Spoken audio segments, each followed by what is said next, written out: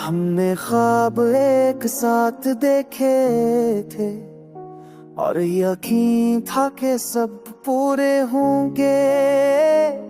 तुम्हारा हाथ थाम कर मैंने खुद को महफूज समझा, मगर वक्त ने आहिस्ता सब कुछ बदल दिया। तुमने कुछ कहा नहीं और मैंने कुछ पूछा नहीं, बस फासले बढ़ते चले गए।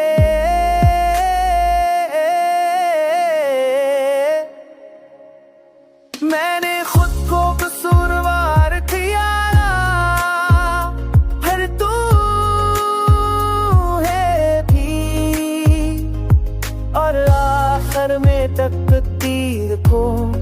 मगर सच ये है कि कुछ कहानियां अधूरी रहने के लिए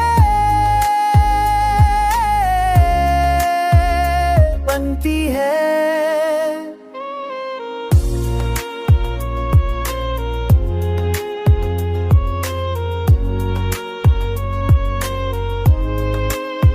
मैंने तुम्हें रोकना चाहा, मगर मोहब्बत जबरदस्ती नहीं मांगती।